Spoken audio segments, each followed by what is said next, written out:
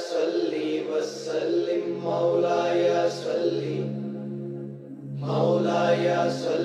वसल्लिम मौलाया सल्ली वसल्लिम दाइमन अबदन अला हबीबिका खैरिल खल्क़ि कुल। औज़ु बिल्लाहि मिनश शैतानिर रजीम। बिस्मिल्लाहिर रहमानिर रहीम। अल्लाहुम्मा सल्लि अला मुहम्मद व अला आले मुहम्मद बिअददिल मुज़म्मिल वल खसाइस।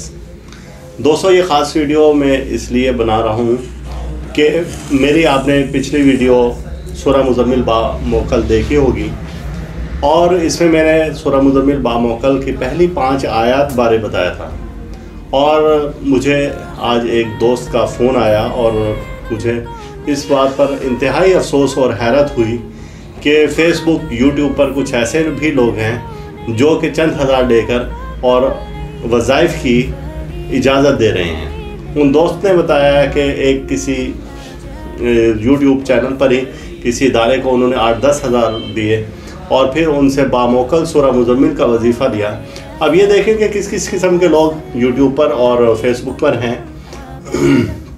वजीफ़ा वो कर रहे हैं इशा के बाद, जबकि मैंने उन्हें कहा कि आप सूरह मुज़म्मिल तर्जमा बा तर्जमा पढ़ी आपने कभी? तो उन्होंने कहा नहीं पढ़ी। कभी उनसे पूछा कि जिसने इजाज़त दी, कभी आपने उससे पूछा कि खुद ने उस सूरह मुज़म्मिल मुबारका का वजीफ़ा क्या? कहने लगे नहीं, कभी मैंने नहीं किया। अब ऐसे लोग जिन्होंने कभी खुद ज़ाती तौर पर कोई वजीफ़ा ना किया हो और वो सिर्फ चंद टकों के एवज़ लोगों को बेवकूफ़ बना रहे हैं और उन्होंने इस वजीफ़े का जो वक्त बताया है उन्हें विर्द करने का बामौकल सूरह मुज़म्मिल, और पता नहीं क्या उसमें कौन से मौकलात मुझे नहीं मालूम, चूँकि उन्होंने सुनाई नहीं थी। और ईशा के बाद अब मैंने उन्हें कहा कि आप कभी सूरह मुबारका का तर्जमा पढ़ें। तर्जमे में लिखा उठो आधी रात को या उसका कुछ वक्त गुजर जाए। तो आधी रात को यानी कि सूरह मुज़म्मिल खुद बता रही है कि मुझे पढ़ने का वक्त कौन सा है, कि उस वक्त बेशक नींद खूब टिका कर आती है लेकिन जिक्र भी खूब टिका कर होता है। और वो साहब उन्हें वजीफ़ा करवा रहे हैं इशा की नमाज के बाद बामौकल सूरह मुज़म्मिल का। तो मेरी ऐसे दोस्तों से गुजारिश है कि जो सूरह मुज़म्मिल के वज़ाइफ का शौक़ रखते हैं तो बराए मेहरबानी आप खुद थोड़ी छान पटक कर लिया करें। कोई भी सूरह मुबारका आप पढ़ें तो आप उसका तर्जमा ज़रूर पढ़ें, उसकी तफसीर ज़रूर पढ़ें कि वो सूरह मुबारका हमसे क्या मुतालबा कर रही है। ऐसे नहीं कि जैसे किसी ने बताया बस उसके पीछे अंधाधुन शुरू हो गए, तो ऐसा हरगिज़ ना करें। और वो साहब जिन्होंने फ़ोन किया और बताने लगे कि अरसा 3 साल से मैं पढ़ रहा हूँ और वो सूरह मुज़म्मिल की सख्त रिज्जत में मुब्तला थे। अब आप ख़ुद बताएं कि एक शख्स इशा के टाइम पढ़ रहा है और उसमें खुद ही तज़ाद पैदा कर रहा है और ख़ुद कह रहा है कि सूरह मुज़म्मिल अरबी में जैसे कि उसमें और उर्दू में जब हम तर्जमा पढ़ते हैं तो वो है कि उठो आधी रात को या इसका कुछ वक्त गुजर जाए, तो और वो पढ़ रहे हैं उसके तज़ाद में इशा के बाद। और क्या पढ़ रहे हैं, किस तरीके से पढ़ रहे हैं, अल्लाह ताला बेहतर जानता है। लिहाजा आप जब भी सूरह मुज़म्मिल का विर्द करेंगे तो आप फजर के टाइम में करेंगे या तहज्जुद के टाइम में करेंगे जैसे सूरह मुज़म्मिल में है।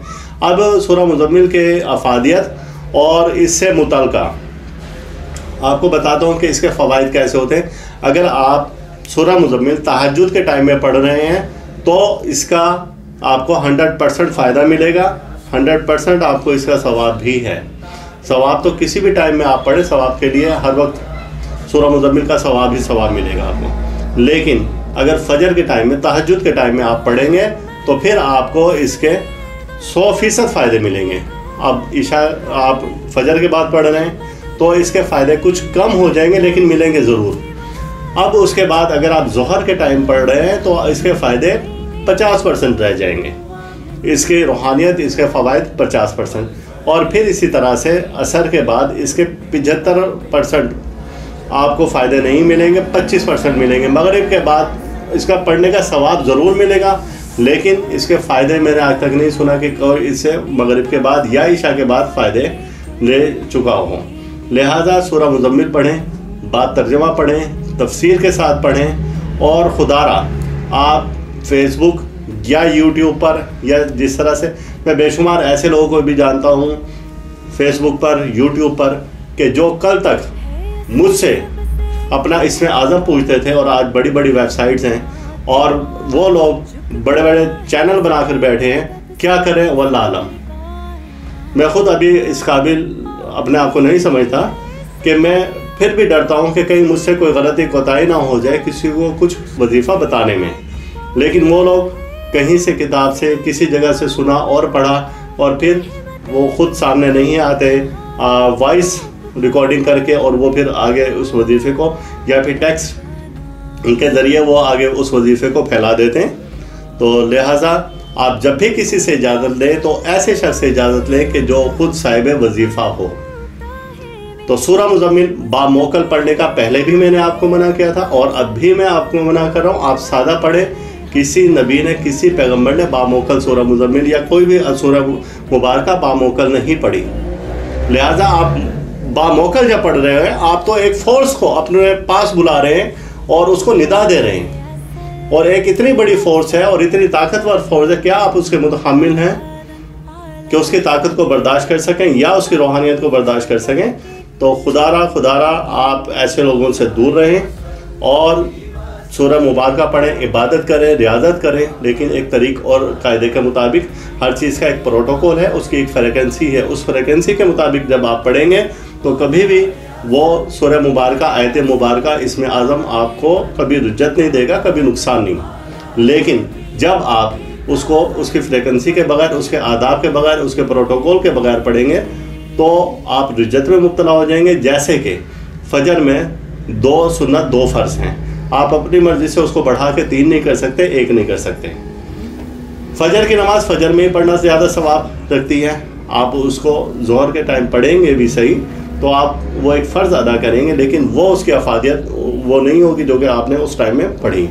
लिहाजा जब भी सूरह मुज़म्मिल पढ़नी है, किसी भी गर्ज से पढ़नी है, तो इसका एक फ्रिक्वेंसी है, इसका प्रोटोकॉल है, उसके मुताबिक आप पढ़ेंगे तो इंशाअल्लाह ताला आपको फ़ायदे ही फ़ायदे मिलेंगे। लिहाजा आप अगर चाहते हैं कि मैं आइंदा वीडियो तैयार करूं सूरह मुज़म्मिल के बारे में, तो आपसे गुजारिश है कि आप चैनल को ज़्यादा से ज़्यादा सब्सक्राइब करें और वीडियो को ज़्यादा से ज़्यादा शेयर करें। अल्लाह ताला आपका और हमारा हामी व नासिर हो। अल्लाह हाफिज़।